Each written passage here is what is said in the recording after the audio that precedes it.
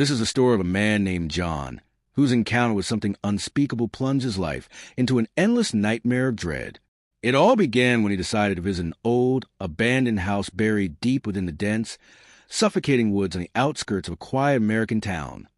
The house stood alone, a rotting relic untouched by the city's distant lights. It reeked of death, its walls steeped in a sinister aura. Locals whispered in hushed, trembling tones about the place. Tales of something that lingered there, something that devoured anyone foolish enough to cross its threshold. John, a self-proclaimed fearless adventurer, laughed off their warnings. To him, it was just another thrilling escapade. One frigid, pitch-black evening, beneath a blood-red moon, John approached the house. As he reached the gate, a sharp, icy jolt stabbed through his spine. Up close, the house looked like a decaying corpse, its shattered windows gaping like hollow eyes, its doors crumbling with rot, and the air heavy with silence that clawed at his ears. The gate creaked open on its own, a guttural groan echoing as if it had been waiting for him. He stepped inside, and the wooden floor shrieked beneath his feet, each creak a wail of agony. The darkness seemed alive, brushing against him like cold, invisible fingers. With every breath, an unnatural chill seeped into his lungs. He wanted to turn back, but a voice, low, insidious, and coming from within his own mind, urged him forward. "Come, see," it hissed, coiling around his thoughts. When he entered the farthest room of the house, his heart pounded violently, then stopped for a fleeting, terrifying moment. A shadow writhed across the wall, tall, shapeless, and so black it swallowed the light. It wasn't cast by anything. It was something alive and pulsing with malevolent intent. Its movements were silent, deliberate, like a predator circling its prey. Suddenly, the door slammed shut with a deafening crash that reverberated through the room. John lunged for it, but it wouldn't move. He clawed at the handle until his hands bled, the wood now cold and unyielding as iron. The shadow crept closer, and the air thickened into a suffocating mire, choking him with every shallow gasp. Then came the voice, a whisper that sliced through the silence from every direction. "You can't escape now, you're mine." It was so cold it froze his bones, dripping with a hunger that made his skin crawl. His legs locked in place, his body betraying him as the shadow loomed nearer. A stench filled the air, rotting flesh and the decay of centuries, a smell that clawed at his throat. Out of nowhere, something gripped his shoulder. He spun around, but nothing was there. Then he turned again, and in the corner of the room stood it, a towering, pitch-black figure outlined in faint, trembling shadows. Its face was a blur, but its eyes glowed like burning coals, and its smile, a grotesque grin carved from dead flesh, blood-streaked teeth glinting in the dimness. It drifted closer, each step draining the warmth from the room. John tried to scream, but his voice drowned in his throat, smothered by terror. Darkness crept into the edges of his vision. Then, without warning, the door flung itself open, and his legs moved on their own, carrying him out of the house. He ran, the voice chasing him. "I'm inside you now." The trees reached for him with gnarled, skeletal branches, their whispers blending with his ragged screams. He reached his car, but when he glanced in the rearview mirror, his own eyes glowed with that same hellish light. The next day, John tried to convince himself it was a hallucination, but every night, the house returned in his dreams, its walls closing in around him. The shadow had taken root inside him. Whenever he looked in a mirror, he saw those glowing eyes staring back, and the whisper echoed in his skull, "You're part of me." His screams now lived in the walls of his own home, trapped with him. John never went back to that house, but the house never left him. He lives alone now, a hollow shell of a man. When anyone asks about that night, he only mutters, "Some things don't die, they eat you alive." Credit. This story was told by John Doe, now a living corpse, forever haunted by the shadow that claimed him. Story submitted by Mark Turner. It was a typical Friday evening in the fall when my parents decided to go out for the weekend. They had been planning the trip for months, and I was left home alone for the first time in a while. To be honest, I was a little nervous. It wasn't like I had never stayed home alone before, but something felt different this time. Maybe it was the cold wind howling outside or the eerie quiet of the house as the sun dipped below the horizon. My parents left around 6 p.m., and I decided to settle in for a night of video games and junk food. It was supposed to be a peaceful night, but things quickly took a terrifying turn. Around 9 p.m., I was sitting on the couch, scrolling through my phone when I heard something. It was faint at first, almost like a thud, but it came from the kitchen. I thought maybe it was just the house settling, but then I heard it again, louder this time. I froze. I wasn't sure if it was my imagination or if something was actually in the house. I stood up slowly and crept toward the kitchen, trying not to make a sound. As I turned the corner, my heart stopped. The kitchen light was on, and the back door was slightly ajar. I instantly thought of my parents, wondering if they'd come home early. But no, they had left a couple of hours ago, and they'd be gone for the entire weekend. My pulse quickened as I realized that someone else had come in. I grabbed the kitchen knife from the counter, hoping it was enough to defend myself if the intruder was still here. I checked the entire first floor of the house, making sure the windows and doors were still locked. I found nothing unusual until I walked into the living room. Sitting on my couch, in the exact spot where I had been sitting just moments earlier, was a man. He was hunched over, wearing a dark hoodie and baseball cap. His hands were clasped together in his lap, and he wasn't moving. I felt my stomach churn and my breath caught in my throat. For a few moments, I thought I was dreaming, but then the man lifted his head slowly and stared at me with wide, emotionless eyes.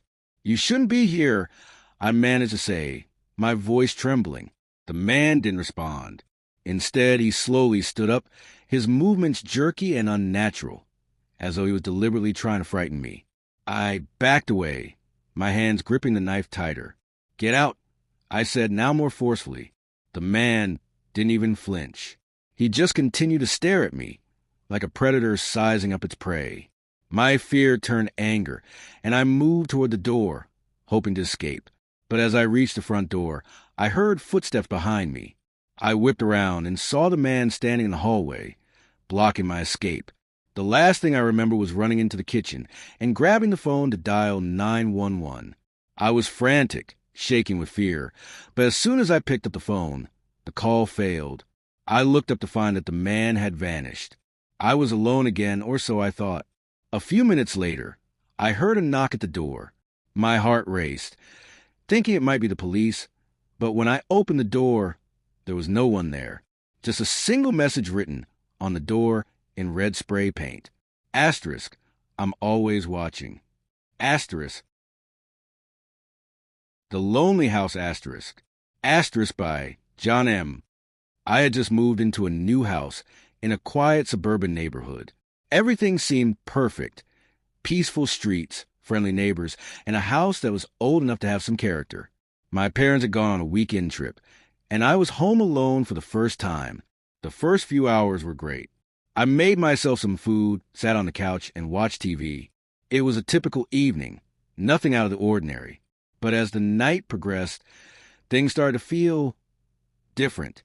I was sitting in the living room, scrolling through my phone, when I heard a faint knocking sound from upstairs. At first, I thought it was just a house settling, as old houses often make weird noises. But then I heard it again. Knock, knock, knock. I paused the video I was watching and listened carefully. It was definitely coming from the hallway upstairs.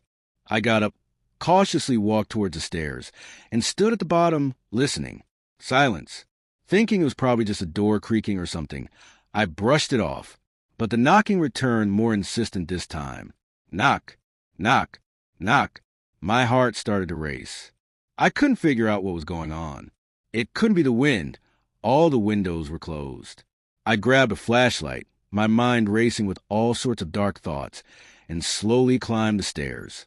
When I reached the top, I walked down the hallway, the knocking now louder with every step. The sound seemed to be coming from a room at the end of the hallway. I approached the door, and as I reached for the handle, it suddenly swung open by itself. My breath caught in my throat. The room was pitch black, except for the faint light coming from the hallway. I stood there frozen, trying to make out any shapes in the room. The knocking stopped. The silence was deafening. Just when I thought everything was fine, I heard it, a whisper. It wasn't coming from any of the rooms. It came from inside the walls. Get out! I bolted down the stairs, my heart pounding in my chest. The knocking started again, but this time it sounded like it was following me, getting closer with every step I took. I turned around to look, but there was no one there. The whispers kept getting louder, and they seemed to be coming from everywhere. The walls, the ceiling, the floors. Get out! Get out! Get out! I ran out of the house and into the cold night air, my breath coming in ragged gasps. I called my parents and told them what had happened, but of course, they didn't believe me. They said it was just my imagination, but I knew what I heard. It's been a week now, and I haven't stepped foot in that house since. But the strange thing is, I still hear the knocking sometimes. Not in the house, but in my own room, late at night when everything is quiet. Knock, knock, knock. And that whisper, I still hear it too.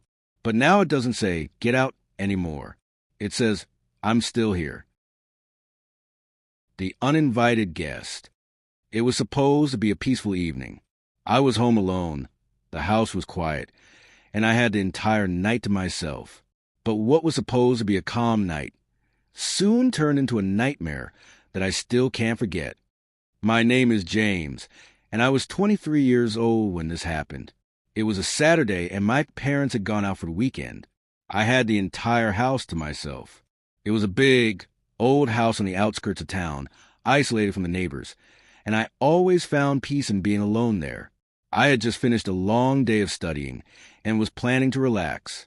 I put on my favorite show, grabbed some snacks, and settled on the couch. It was around 10:30 p.m. when I heard the first strange sound. It came from upstairs, the creak of a door opening. Thinking it was just the house settling, I ignored it. But then I heard it again, more distinct this time, a soft thud, as if someone was walking around in the hallway upstairs. My heart skipped a beat. I was alone, and my parents weren't due back until the next day. I immediately grabbed my phone and checked to see if anyone had entered the house, but there were no notifications on the security cameras. Maybe it was just my imagination. I tried to calm myself, but the feeling of being watched wouldn't go away. The footsteps grew louder, and I could hear soft whispers, as if someone was talking just out of earshot. My skin prickled. The hairs on the back of my neck stood up. I got up from the couch and slowly walked towards the stairs. As I reached the foot of the staircase, I stopped dead in my tracks. The lights upstairs were flickering on and off. I thought it must be the power surging, but that didn't explain the footsteps or the whispers. I took a deep breath and slowly ascended the stairs, each step creaking under my weight. I reached the top of the stairs, and the hallway in front of me was eerily silent. I walked down the hall to the room where I thought the noise had come from, but the door was closed. I pushed it open cautiously. The room was empty. Suddenly, the door slammed shut behind me. I turned quickly, but there was no one there. The whispers returned, louder this time, and I felt a cold breath on the back of my neck. I spun around, but again, no one was there. Panic surged through me. I ran back down the stairs, but just as I reached the bottom, the front door opened on its own. I froze. The door had been locked, and I was sure I hadn't left it unlocked. I backed away from the door, heart racing, and then out of the corner of my eye, I saw a figure stand at the end of the hallway. A man, a tall, thin figure with hollow eyes, standing motionless in the dark. I didn't think. I turned and ran out the back door, sprinting into the night. I didn't stop until I reached a neighbor's house, trembling and barely able to catch my breath. When I finally mustered the courage to return home with the police, we found no one. The house was locked from the inside, and there was no sign of forced entry. But the strange thing was, the whispers never stopped. They followed me, lingering in the shadows as though something or someone was still watching me. That night still haunts me. To this day, I can't sleep in that house.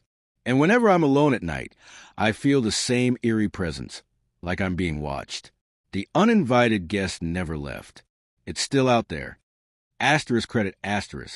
Story sent by Emily R., 27 USA.